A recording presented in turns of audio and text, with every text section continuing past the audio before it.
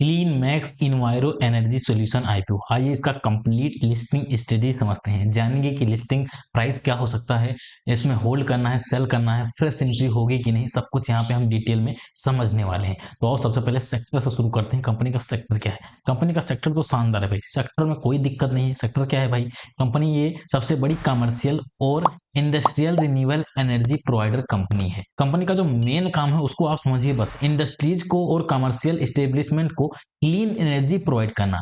Clean energy क्या है? चाहे सोलर हो गया या वाइंड एनर्जी हो गया या हाइब्रिड, यानी दोनों तरह का एनर्जी, वो सब कंपनी प्रोवाइड करती है। कंपनी सिंपल सा सेक्टर है, बहुत ही शानदार सेक्टर है। इस सेक्टर में आने वाले दिनों में आपको ठीक ठाक ग्रोथ देखने को मिलेगा। कंपनी के सेक्टर से मुझे कोई प्रॉब्लम नहीं भाई, सेक्टर कोई दिक्कत नहीं, सेक्टर ठीक ठाक है। मैंने सेक्टर पे डिटेल रिव्यू में कवर कर दिया था, तो यहाँ पे हम ज्यादा कुछ नहीं जानेंगे। हमको यही जाना था कंपनी का सेक्टर कैसा है। कंपनी का सेक्टर पर्सनली मुझे बहुत बढ़िया लगा, बढ़िया है, एकदम शानदार है, सेक्टर में कोई दिक्कत नहीं है। फाइनेंशियल की बात करें, फाइनेंशियल कैसा है, तो यहाँ पे देखो 24 से 25 में रेवेन्यू 12.98% बढ़ा है, चलो ठीक है। EBITDA 36% के अराउंड से बढ़ा है, ठीक है। पेट 151% से बढ़ा है, ये भी शानदार है।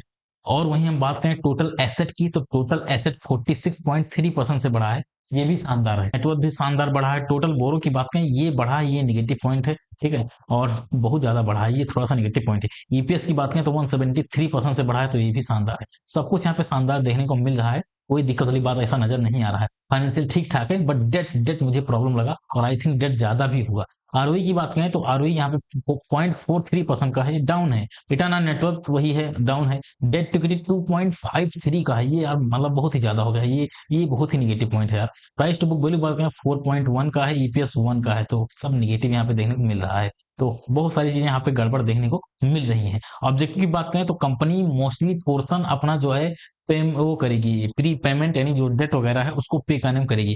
फिर भी इसके पास काफी डेट रह जाएगा, 2.5 के अराउंड डेट इक्विटी है, बहुत ही ज्यादा डेट इसके ऊपर है। तो ये बहुत ही निगेटिव पॉइंट है भाई, इतना नहीं होना चाहिए, निगेटिव पॉइंट है दोस्त। बाकी ये अपना डेट वगैरह पे करेंगे, लेकिन उससे हमें ज्यादा फर्क नहीं पड़ने वाला है, क्योंकि फिर भी इनके पास बहुत ज्यादा डेट रह जाएगा। तो ये एक निगेटिव पॉइंट है, और इसी वजह से कहीं ना कहीं फंडामेंटल भी बिगड़ जाएगा। पियर कंपेरिजन की बात करें तो पियर कंपेरिजन में मुझे नहीं लगता कि क्लीन मैक्स इन्वायरो यहाँ पे सस्टेन कर पाएगा। रीजन क्या है? अडानी ग्रीन एनर्जी, इसका P119 का है, जबकि इसका P देखो 377। जबकि अडानी ग्रीन का मुझे लगता है रिटर्न ऑन नेटवर्थ वगैरह सबसे ज्यादा, हाँ सबसे ज्यादा इसी का है। ईपीएस भी सबसे शानदार देखने को मिल रहा है, नेट एसेट वैल्यू भी ठीक ठाक देखने को मिल रहा है, तब भी इसका जो है पी सस्टेनेबल है। वहीं रिन्यू एनर्जी की बात करें तो इसका पी और कम है, 44 का, जबकि इसका जो है रिटर्न ऑन नेटवर्थ ठीक ठाक ही है। ईपीएस की बात करें तो वो सबसे ज्यादा इसका इसी का है, नेट एसेट वैल्यू भी सबसे ज्यादा इसी का है। फिर भी देखो क्लीन मैक्स का कितना ज्यादा पी है, ये एक नेगेटिव पॉइंट है। एक्सपेंसिव प्राइस पे आईपीओ लाए हैं, ये नेगेटिव पॉइंट है, और इसी वजह से कहीं ना कहीं पेयर में यहाँ पे सस्टेन ही नहीं कर पाएंगे। इस पेयर में यहाँ पे सस्टेन नहीं कर पाएंगे, रिटर्न ऑन नेटवर्थ सब कुछ तो इनका डाउन है, तो ये एक नेगेटिव पॉइंट है। कंपनी यहाँ पे सस्टेन नहीं कर पा रही है, पेयर में सस्टेन नहीं कर पा रही। पेयर में एटलीस्ट सुधा तो टॉप 3 में तो आना चाहिए, जबकि यहाँ पे टॉप 3 में कंपनी का नामो निशान नहीं है, तो ये नेगेटिव पॉइंट है। आईपीओ प्राइस की बात करें तो हाईली एक्सपेंसिव आईपीओ प्राइस है, मैंने पहले ही पी वगैरह दिखा दिया कितना ज्यादा प्राइस पे अपना आईपीओ ला रहे हैं। मानता हूं कि आप जो है नंबर 1 इस सेक्टर में नंबर 1 प्लेयर बन रहे हो, और बहुत सारी चीजें हैं, बट इसका ये मतलब नहीं होता इतने ज्यादा एक्सपेंसिव प्राइस पे आईपीओ ले आओ। हालांकि इंडिया में तो बहुत ज्यादा पी पे आईपीओ आ रहे हैं, मतलब बहुत ही हाई प्राइस पे आईपीओ आ रहे हैं। बट एंकर बुक की बात करें तो एंकर बुक का पोर्शन ठीक ठाक था, एंकर बुक की रेटिंग मुझे ठीक लगी, 8.5 की रेटिंग है, शानदार रेटिंग देखने को मिली है, बढ़िया रेटिंग है इसकी।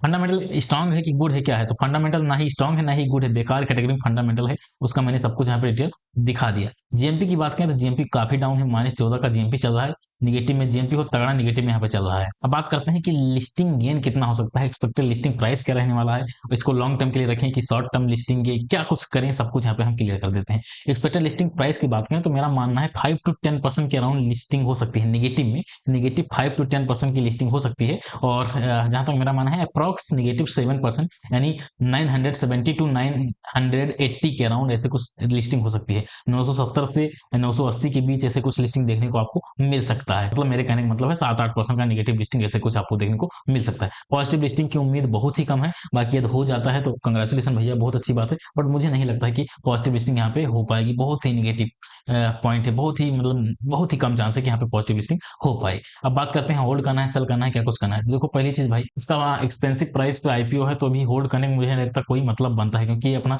करेक्शन वगैरह मार सकता है, तो होल्ड करने का यहाँ पे कोई व्यू नहीं बनता। बाकी लिस्टिंग गेन की बात करें तो यार बाय द वे गलती से इसकी लिस्टिंग 20% नेगेटिव हो जाती है, 20-25% नेगेटिव लिस्टिंग हो जाती है, तब आप कुछ नहीं कर सकते हो, तो आपको लॉन्ग टर्म के लिए रखना ही पड़ेगा, तो आपको होल्ड ही करना पड़ेगा, क्योंकि 20% नेगेटिव लॉस लेके जाने से अच्छा है कि लॉन्ग टर्म के लिए ही रुक लिया जाए, देखा जाए आखिर आगे क्या होने वाला है, थोड़ा बहुत रिस्क लेके देख सकते हो। इतना ज्यादा नेगेटिव लिस्टिंग होती है। बाकी अब 6% 7% इस तरह नेगेटिव लिस्टिंग होती है, तो आप चाहो तो भाई एग्जिट मार सकते हो। फ्रेश एंट्री की बात करें तो फ्रेश एंट्री का यहाँ पे कोई व्यू नहीं है, यहाँ पे फ्रेश एंट्री नहीं बन रही है, ठीक है। फ्रेश एंट्री आने वाले दिनों में बनेगी, बट अभी कोई भी यहाँ पे फ्रेश एंट्री नहीं है। फिलहाल आज की वीडियो यहाँ पे समाप्त करते हैं। ऐसे शानदार कंटेंट के लिए चैनल को सब्सक्राइब करिएगा। मिलते हैं अगले वीडियो में, तब तक के लिए जय हिंद, वंदे मातरम।